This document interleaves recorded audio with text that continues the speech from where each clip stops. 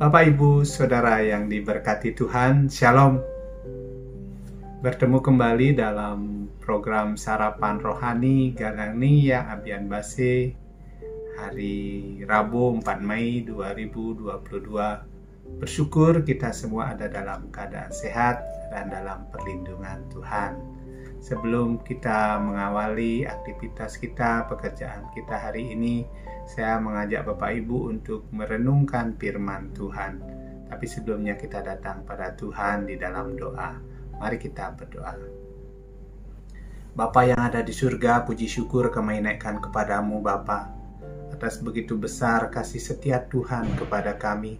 Kami boleh ada sampai hari ini. Engkau membangunkan kami pagi ini dengan tubuh yang sehat. Kekuatan baru Engkau berikan pada kami. Saat ini kami rindu untuk mengawali segala sesuatu kami Bapa dalam perlindungan Tuhan. Kami mohon Roh Kudus-Mu turun atas kami sehingga kami boleh menyampaikan firman-Mu. Begitu juga jemaat-Mu yang akan mendengarkan firman-Mu boleh diberkati oleh firman Tuhan. Berfirmanlah bagi kami Bapa, kami siap untuk mendengar firman Tuhan. Hanya dalam nama Tuhan Yesus kami berdoa. Amin.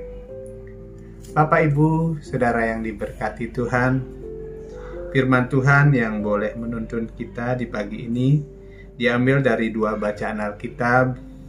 Yang pertama dari Mazmur 127 ayat yang ketiga dan Markus 9 ayat yang ke-36 sampai 37. Mazmur 127 dalam Alkitab sehari-hari. Anak-anak Allah, pemberian Allah, sesungguhnya mereka itu anugerah. Dan dari Markus 9 ayat yang ke-36 sampai 37, firman Tuhan berkata demikian. Yesus mengambil seorang anak kecil dan menempatkan di tengah-tengah mereka. Kemudian ia memeluk anak itu dan berkata kepada mereka, "Barang siapa menyambut seorang anak seperti ini dalam namaku, ia menyambut aku. Dan barang siapa menyambut aku, bukan aku yang disambutnya, tetapi dia yang mengutus aku." Diberikan tema untuk perenungan firman Tuhan hari ini, jangan pernah melupakan Tuhan. Bapak, Ibu, Saudara yang dikasihi Tuhan, di dalam tema di atas ini mengingatkan kita agar jangan pernah mengabaikan Tuhan. Keterlibatan Tuhan dalam perjalanan hidup kita. Hidup kita akan menjadi indah apabila kita selalu bergandengan tangan dengan Tuhan dan sesama. Sebab seluruh ciptaan Tuhan hanya dapat hidup apabila memiliki hubungan yang terjalin secara harmonis dan Tuhan menjadi pondasi dalam seluruh area kehidupan kita. Seperti sebuah gedung atau rumah yang baru dibangun akan mempunyai pondasi. Pondasi memang tempatnya paling di bawah, tetapi dialah yang paling menentukan kekuatan sebuah bangunan. Karena keberadaannya yang sangat penting, maka bahan-bahan pun tidak sembarangan dipakai. Bagi orang percaya, Tuhan harus menjadi pondasi dalam seluruh area kehidupan kita. Jika tidak memiliki pondasi yang kokoh, maka sia-sialah orang yang membangun rumah. Tanpa Tuhan, semua akan menjadi tidak baik. Salomo melihat bahwa keluarga yang membangun rumah dan penjaga yang menjaga kota, namun jikalau Tuhan tidak dilibatkan, semua akan berjalan tidak sesuai rencana atau sia-sia. Usaha dan jerih lelah atau kepintaran manusia tidak akan menghasilkan apa-apa jika Tuhan tidak dilibatkan dan hadir dan turut bekerja dalam setiap kehidupan kita.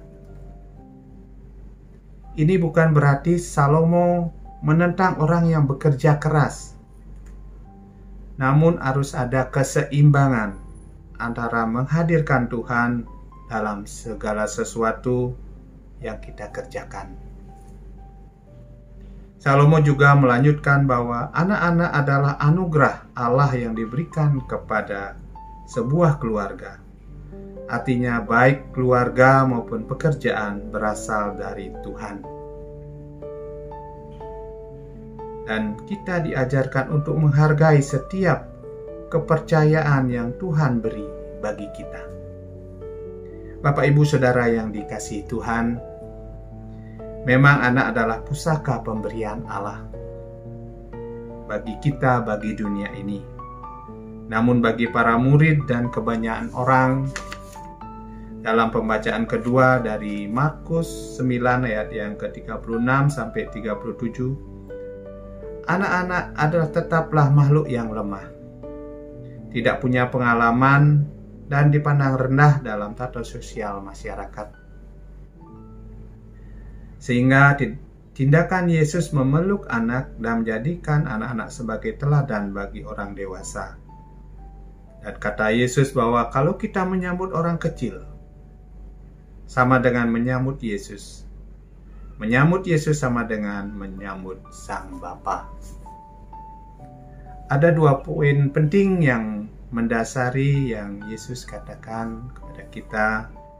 Yang pertama, Yesus menolak gaya hidup yang berpusat pada diri sendiri. Menganggap diri bisa, mampu melakukan segala sesuatu dengan kekuatan sendiri.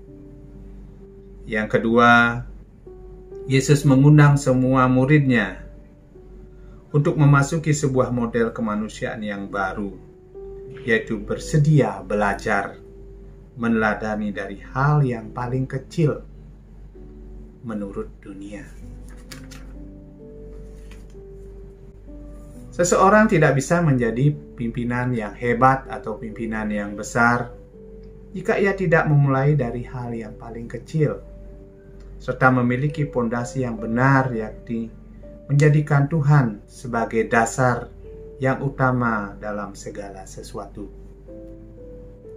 Serta ia memiliki pondasi yang benar, yakni menjadikan Tuhan sebagai dasar dan pusat kehidupan atas dasar takut akan Tuhan. Di akhir perenungan firman Tuhan pagi ini, kita diajarkan jangan mengandalkan diri kita sendiri.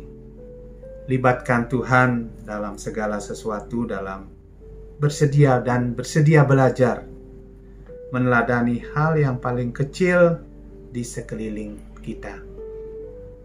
Semua aspek kehidupan yang kita jalani jangan sampai berlalu tanpa kemampuan untuk melihat campur tangan Tuhan di dalamnya. Tuhan berdaulat atas diri kita dalam kehidupan kita. Jangan pernah melupakannya. Amin. Mari kita satu di dalam doa. Bapa dalam surga, puji syukur kami naikkan kepadamu Bapa atas taburan firman-Mu hari ini. Biarlah firman-Mu menjadi kekuatan dalam hidup kami, menjadi pondasi dalam setiap langkah hidup kami Bapa, sehingga bangunan kami boleh kokoh karena penyertaan Tuhan. Bapa dalam surga, kami bersyukur oleh kasih setia Tuhan, kami boleh ada sampai hari ini. Kami juga berdoa untuk jemaat-Mu yang boleh mendengarkan firman Tuhan hari ini, diberikan kekuatan, biar firman-Mu ini dapat bertumbuh, berbuah, dan menghasilkan buah-buah pada musimnya. Terima kasih Bapa, hanya di dalam nama Tuhan Yesus kami berdoa. Amin. Bapak, Ibu, Saudara yang dikasihi Tuhan, selamat memulai hari yang baru bersama Tuhan. Tetap semangat, jadikan Tuhan sebagai dasar yang kokoh dalam kehidupan kita. Shalom.